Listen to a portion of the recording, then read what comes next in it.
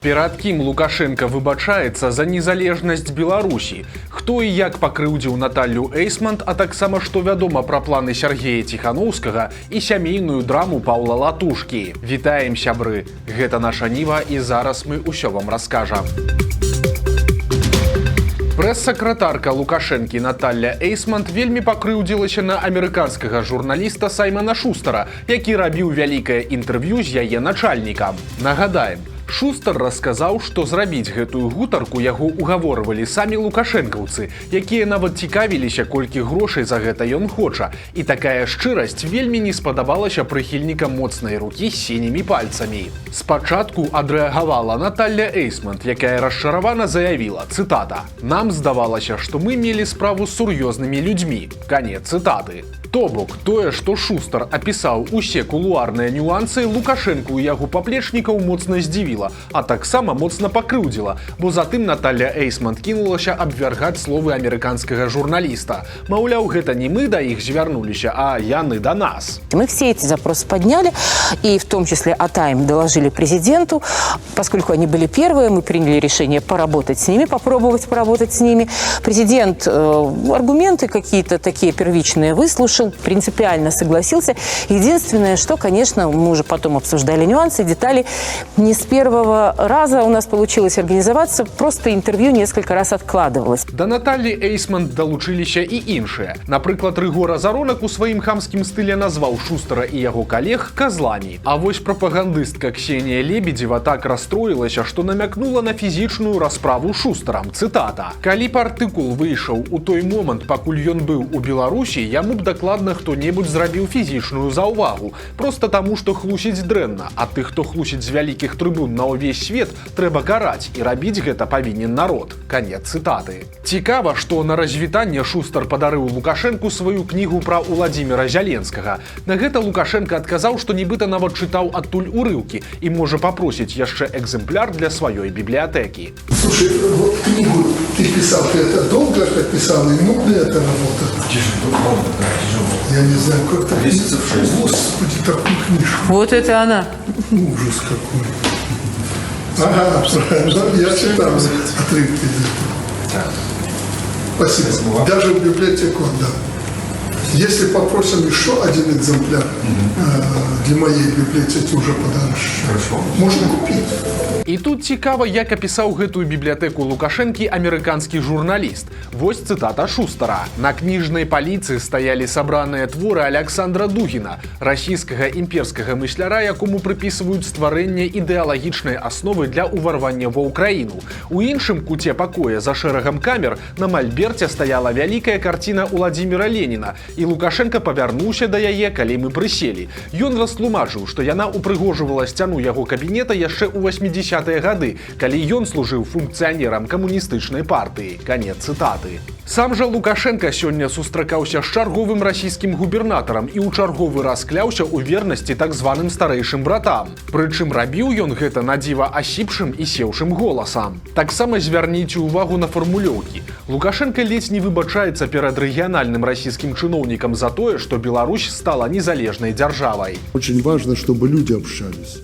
Ваши люди приезжали к нам, наши к вам, хотя ваши, наши. Тут границ у нас нет, мы не делим, мы единое целое. Наше Отечество от Бреста до Владивостока так и остается, хоть тут возникли, вы понимаете, не по нашей вине, два государства, но мы находим точки соприкосновения, мы сотрудничаем. Таксама адметна, што апошнім часам гэтыя клятвы ў вернасці расіянам гучаць з вуснаў Лукашэнкі ўсё часцей. Ён паўтарае гэта так часта, што такая рэгулярнасць ужо кідаецца ў вочы. Бо навошта лішні раз пераконваць, што ўсё добра, калі і сапраўды ўсё добра. Улічваючы лукашэнкаўскую звычку так ці інакш прагаворвацца пра свае планы і таямніцы, гэтыя пастаянныя клятвы могуць насцярожыць Крэмль больш, чым іх адсутнасць.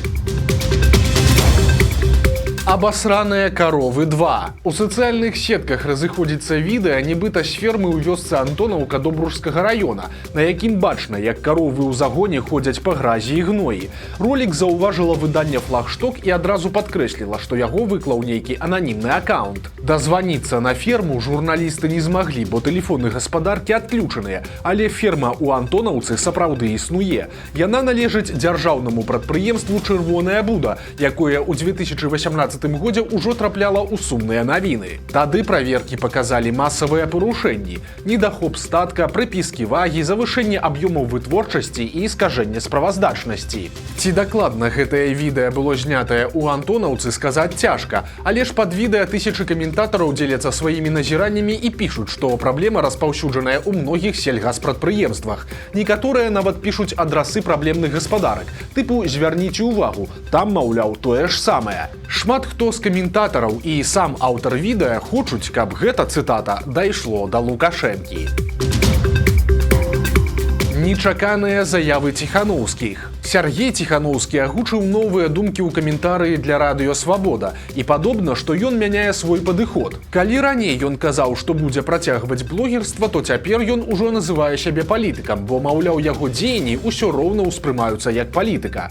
Змяніліся і дэдлайны. Да таго Ціханаўскі абяцаў нейкі хуткі ўдар па рэжыму Лукашэнкі. Цяпер жа ён ставіць дату 9 жніўня наступнага года. Пры гэтым Сяргей запэўнівае, што выступае толькі за дэмакратычны шлях і супраць гвалтоўнай перамены ўлады.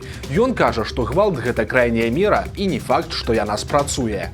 У нас нет ни людей обученных, у нас нет оружия, у нас нет территорий, с которой мы можем какую-то напасть. Это абсолютно исключено сейчас, и, возможно, это будет исключено всегда. Нету. И никто не даст нам никого подготовить. И у нас нет возможности, ресурсов для этого. Друзья, потом отбросьте пока эту идею, точно ее нет. Мы не можем даже такой вариант рассматривать. Мы только потеряем всех своих сторонников. У найбліжэйшы час Ціханаўскі збіраецца ў Злучаныя Штаты Амерыкі, дзе спадзяецца прапанаваць свае ідэі дыпламатам. Праўда, што канкрэтна ён прыдумаў, Сяргей па-ранейшаму не агучвае. Акрамя таго, варта чакаць яго сустрэчу з Вадзімам Пракоп'евым. Ціханаўскі кажа, што Пракоп'ев ужо дапамог яму з білетамі ў Злучаныя Штаты і сваімі фінансамі. С той стороны там и Прокопьев предложил свою помощь, и представители диаспоры, различные активисты, да и дипломаты, в принципе, американские предложили помощь тоже. Вот. И я рассчитываю добиться одной цели – максимально освободить максимальное возможное количество политзаключенных. Всех. Вот то количество больше 1000 человек – это моя цель номер один – освободить этих людей сейчас как можно раньше. Я со своими предложениями хочу обратиться к американским политикам, к администрации Дональда Трампа и ожидаю, что какое-то из моих предложений они примут. Ну, или рассмотрят, как минимум. Святлана Ціханаўская у сваю чаргу зноў пракаментавала кадры са схаванай здымкай у яе кватэры і перадачу грошай ад Лукашэнкі. Яна расказала, што не ведала пра тое, што кіраўнік аператыўна-аналітычнага цэнтра Андрэй Паўлючэнка вёў відэаздымку. Ціханаўская таксама выказала сумнеў у сапраўднасці гукавой дарожкі ў сюжэце. Цытата: «Мне здаецца, што гук быў накладзены потым, таму што я, вядома, на той момант была ў вельмі цяжкім стане, але я не памятаю, каб Паўлючэнка пры мне казаў, што вось грошы, якія вы прасілі. Ну, не памятаю увогуле». Канец цытаты. Акрамя таго, Святлана патлумачыла, чаму раней заўсёды адмаўлялася падрабязна гаварыць пра гісторыю з гэтымі грашыма. Зноў цытата: «Мне, напэўна, здавалася, што гэта мой асабісты сорам. Мне здавалася, што я ў гэтым замазалася, і мне не хацелася пра гэта гаварыць». Канец цытаты. Таксама Святлана Ціханаўская паўтарыла, што калі лукашэнкаўцаў так хвалююць гэтыя грошы, то яна прапануе вырашыць іх лёс публічна і заданаціць на нейкую беларускую справу. У Святланы спыталі і пра іншую яе заяву. Маўляў, той канверт яна ніколі не адкрывала. Дык а што, калі б там была праслухоўка? Яна шчыра прызналася, што проста пра гэта нават і не думала.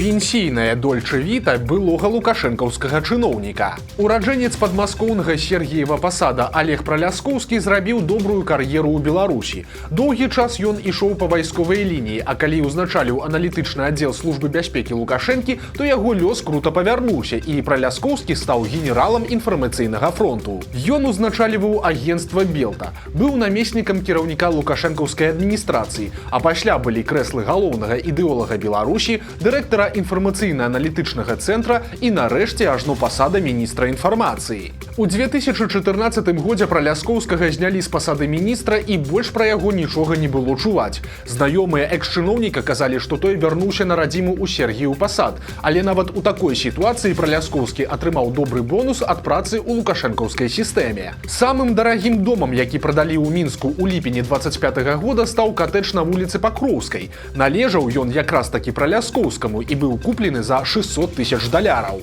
У выніку былы чыноўнік атрымаў неблагую прыбаўку да пенсіі, а новы пакупнік суседзяў у выглядзе лукашэнкаўскай эліты. Бо на той жа вуліцы маюць дамы віцэ-прэм'ерка Наталья Пяткевіч і колішні віцэ-прэм'ер Іван Бамбіза. Міністэрства адукацыі Польшчы ускладніла ўмовы паступлення ва ўніверсітэты для замежнікаў. Ад абітурыентаў пачалі патрабаваць адмысловы сертыфікат, які пацвярджае валоданне мовай навучання на ўзроўні B2. Праз гэтыя новаўвядзенні многія абітурыенты з Беларусі сёлета не змогуць паступіць у Польшчу. Але для тых, хто хоча вучыцца ў Еўропе, існуе альтэрнатыва. Еўрапейскі гуманітарны універсітэт у Вільні абвясціў аб працягу прыёмнай кампаніі да 24 жніўня. Для паступлення ў ЕГУ ад абітурыентаў не патрабуюцца апастыльна дакументы. Яны падаюцца праз зручную форму онлайн. Асноўныя мовы навучання руская і беларуская, а таксама англійская. Універсітэт прапануе на выбар 17 праграм навучання, дапамагае з атрыманнем грантаў на аплату вучобы, а таксама вырашае пытанне легалізацыі ў Літве. Падрабязней пра перавагі еўрапейскага гуманітарнага універсітэта і ўмовы паступлення чытайце па спасылцы ў апісанні. Сямейная драма Паўла Латушкі і яго дачкі Яны. Дзяўчына расказала Белсату, што ўжо 3 гады не размаўляе са сваёй маці, прычым па яе ж ініцыятыве. Нагадаем, што маці Яны Наталля была замужам за Паўлам Латушкам, ад якога сышла да цяперашняга міністра замежных спраў Максіма Рыжанкова. Прычым гэта была сапраўдная Санта-Барбара, бо на той момант у пачатку 2000-х Павел Латушка быў паслом Беларусі ў Польшчы, а Максім Рыжанкоў яго падначаленым, дарадцам у пасольстве. Прычым працаваць у Варшаву Рыжанкова запрасіў сам жа Латушка. Вось яго цытата. Міністр замежных спраў Міхаіл Хвастоў моцна пярэчыў па кандыдатуры Рыжанкова, але я тройчы хадзіў да яго і дамогся свайго. У Варшаве мы сябравалі сем'ямі. Рыжанкоў тады другі раз ажаніўся з маладой дзяўчынай, а потым так здарылася, што мая жонка Наталля абрала яго. Канец цытаты. Пасля маленькая дачка Наталлі і Паўла Латушкі Яна засталася з бацькам у Польшчы. Максім Рыжанкоў ажаніўся з Наталляй і пара вярнулася ў Беларусь. Пазней у іх нарадзілася агульная дачка, а Рыжанкоў нават дарос да пасады міністра замежных спраў. Цяпер, як бачым, маці і дарослая дачка аказаліся па розныя бакі барыкад ва ўсіх сэнсах. Наталля жыве ў Беларусі, замужам за адданым паплечнікам Лукашэнкі, а яе дачка Яна аказалася ў Варшаве. Яна падтрымлівае свайго бацьку, які адвярнуўся ад Лукашэнкі, а таксама выступае за дэмакратычныя перамены ў Беларусі. 8 смерцяў за некалькі дзён. У Мінску маленькі хлопчык выпаў з вакна 5-го паверха і загінуў. Малому быў усяго 1 год і 9 месяцаў. Мама пакінула яго ў сяброўкі, якая ў сваю чаргу даручыла дагляд за малым сваёй 13-гадовай дачцэ. Але ў нейкі момант малы застаўся адзін і здарылася бяда. Прычым вокны кватэры былі абсталяваныя ахоўным механізмам, аднак на момант здарэння ён знаходзіўся ў незачыненым стане. Адразу некалькі трагедый здарыліся і на дарогах Беларусі. На трасе ў Дзятлаўскім раёне сутыкнуліся 2 легкавіка. Папярэдне кіроўца аднаго з іх выехаў на сустрэчку і ўляцеў у іншае аўто. У выніку загінулі абодва кіроўцы і 1 з пасажыраў. Яшчэ 3 дзяцей і 2 дарослых дастаўленыя ў бальніцу. 2 малых цяпер знаходзяцца ў рэанімацыі. Таксама смяротнае ДТЗ адбылося ў Маладзечне. Там кіроўца спрабаваў прыпаркавацца, але выехаў ажно на ганак мясцовай крамы. Падчас гэтага аўтамабіль збіў жанчыну з дзіцём, якія праходзілі міма. У выніку з малым усё добра, ён атрымаў толькі нязначныя траўмы, а вось жанчына сканала на месцы. Яшчэ 1 чалавек загінуў у аварыі пад Оршай. Жанчына за рулём легкавіка не справілася з машынай, з'ехала ў кювет і перакулілася. У выніку загінула яе 56-гадовая пасажырка. А ў Гомелі проста на пешаходным пераходзе Тэсла збіла 16-гадовага раварыста. Падлетка забрала хуткая, але пазней ён сканаў у бальніцы. Іншага раварыста насмерць збілі на трасе пад Мінскам. Прычым гэта быў спартовец Ціхан Сіневіч, які выехаў на трэніроўку. Суд па маштабнай справе праходзіць у Мінску.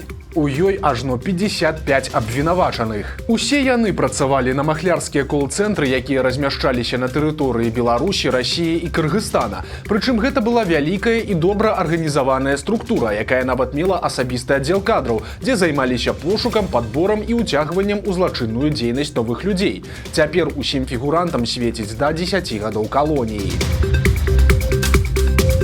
Неверагодная гісторыя з-пад Мінска. Кошка знікла падчас урагану і вярнулася праз 3 дні. Падчас чарговай непагадзі мурка, якая гуляла ў двары, проста знікла, і гаспадары ўжо пачалі рыхтавацца да горшага. Але на 3-ю ноч іх іншая кошка раптам пачала хвалявацца і мяукаць. Нечакана з'явілася та самая мурка. Котка проста села сабе пад дзвярыма, быццам нічога і не здарылася. У беларускіх крамах з'явілася экзатычная навінка, так званая ююба альбо кітайскі фінік. Выглядае ён як нешта паміж яблыкам і грушай і мусіць мець салодкі, але сухі смак і цягучую тэкстуру. Пакуль што ююба прадаецца толькі ў крамах Санта. Пакунак у 450 грамаў прадаюць за 11 рублёў і 99 копеек. Вось такія навіны панядзелка. Подписывайтеся на канал, ставьте лайки альбо дызлайки и выказывайте заўвагі ў каментарах. И, конечно, читайте нашу Ниву, глядите нашу Ниву и любите Беларусь. Сустрэнемся завтра.